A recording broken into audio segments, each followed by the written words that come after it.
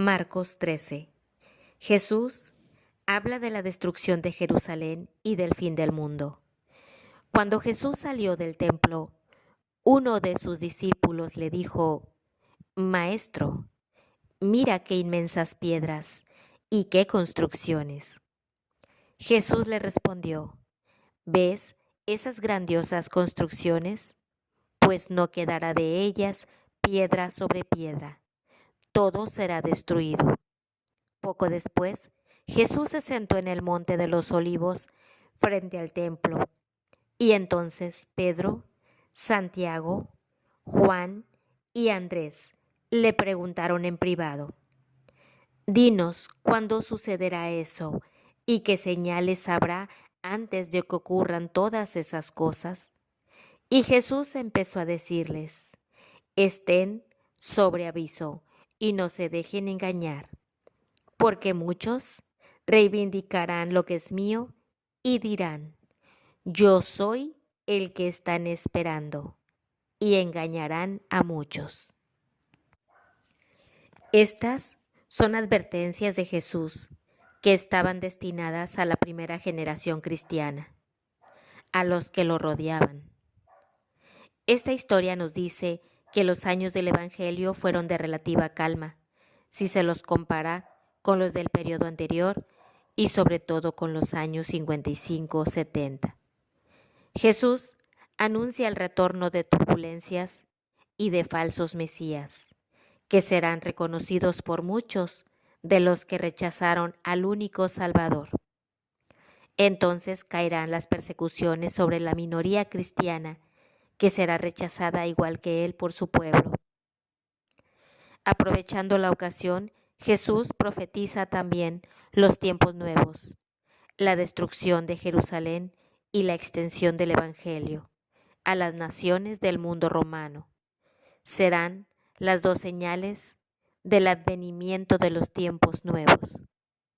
Jesús no dice nada sobre lo que sucederá después. Aquí los profetas habían hablado de la crisis con que se iniciaría el reino universal de Dios. Según algunos, todas las naciones de la tierra se unirían para destruir la ciudad santa, Jerusalén. Pero en el momento más desesperado, Dios intervendría para instaurar su reinado. Por esta razón, cuando Jesús habla del templo destruido, los apóstoles piensan en el fin del mundo. Jesús responde que se acerca la tragedia, pero ese no será el fin del mundo. Jesús se sienta en el monte de los Olivos, separado de los edificios del templo por el barranco del Cedrón. El pretexto del discurso es la admiración del templo nuevamente construido por Herodes. Las piedras enormes, unos 5 metros de largo, los adornos regalados por ricos y reyes, como por ejemplo las puertas cubiertas de oro. Le preguntaron en privado, conscientes de que esta profecía encerraba secretos graves, al mismo tiempo que era un tema sedicioso. Solamente Andrés, hermano de Simón Pedro, se agrega al grupo de los 3. Cuando oigan hablar de guerras y de rumores de guerra, no se alarmen, porque eso tiene que pasar, pero todavía no será el fin. Habrá conflictos, nación contra nación y reino contra reino. Habrá terremotos y hambre en diversos lugares. Estos serán los primeros dolores del parto. Esto se trata de los años que precedieron a la ruina de Jerusalén, los primeros dolores del parto, la crisis de la nación judía, pocos años después de Jesús, se parece a las que afectaron a otras civilizaciones. Algo muere y algo nace. Pero ustedes preocúpense de sí mismos, porque van a ser apresados y entregados a los tribunales judíos. Serán azotados en las sinagogas y tendrán que presentarse ante los gobernadores y reyes por mi causa, para ser mis testigos ante ellos, porque primero el Evangelio tiene que ser proclamado en todas las naciones. Cuando sean arrestados y los entreguen a los tribunales, no se preocupen por lo que van a decir, sino digan lo que se les inspire en ese momento, porque no serán ustedes los que hablarán, sino el Espíritu Santo. El hermano entregará a la muerte al hermano, y el padre al hijo. Los hijos se rebelarán contra sus padres y les darán muerte, y serán odiados por todos a causa de mi nombre. Pero el que se mantenga firme hasta el fin, se salvará. Esto no es una señal del fin del mundo, sino que se refiere a la tragedia que iba a ocurrir en Palestina unos 30 años después. La destrucción del templo y el cese del culto no sucederán antes de que el Evangelio haya sido predicado en todas partes del Imperio Romano. Los tiempos de persecución son, a pesar de las apariencias, tiempos de misión privilegiados. Cuando vean al ídolo del opresor instalado en el lugar donde no debe estar, entonces los que estén en Judea huyan a los cerros.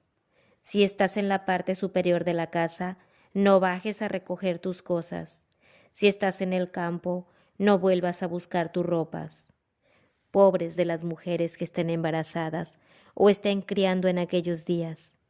Oren para que esto no suceda en invierno, porque en aquellos días habrá tal angustia como no hubo otra igual desde el principio de la creación hasta los días presentes, ni la habrá en el futuro. Tanto que si el Señor no acortara esos días, nadie se salvaría, pero Él ha decidido acortar esos días en consideración a sus elegidos. Si alguien entonces les dice, mira, el Cristo está aquí o está allá, no lo crean.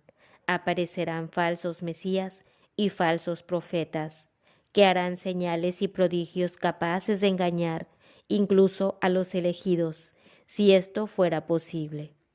Estén alerta, yo se lo he advertido todo. El ídolo del opresor.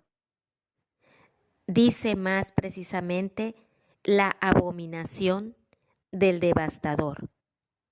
Esta es una cita en donde indica la introducción de los ídolos del invasor en el lugar santo. Esto se cumplió con anterioridad a la crisis del 70. Habrá tal angustia. Esta crisis será como una venida de Dios para juzgar a la historia. Si el Señor no acortara esos días, las peores desgracias nunca alcanzarán lo merecido por nuestros pecados, en consideración a sus elegidos que interceden en favor de los pecadores. Dios acortará el castigo. Marcos vuelve a la advertencia inicial. Cuídense de los libertadores que se presenten como el Mesías, los elegidos, o sea, los discípulos de Jesús. No se dejarán arrastrar por este nacionalismo destinado a fracasar, porque pretende dar a Israel su salvación después de que dejó pasar la hora de Dios. Si al menos en este día tú también conocieras los caminos de la paz, pero son cosas que tus ojos no pueden ver todavía. Después de esa angustia llegarán otros días, entonces el sol dejará de alumbrar, la luna perderá su brillo, las estrellas caerán del cielo y el universo entero se conmoverá y verán venir al Hijo del Hombre en medio de las nubes con gran poder y gloria. Enviará a los ángeles para reunir a sus elegidos de los 4 puntos cardinales, desde el extremo de la tierra hasta el extremo del cielo. Aprendan de este ejemplo de la higuera cuando las ramas estén tiernas y brotan las hojas. Saben que el verano está cerca. Así también ustedes, cuando vean que suceden estas cosas, sepan que todo se acerca, que ya está a las puertas.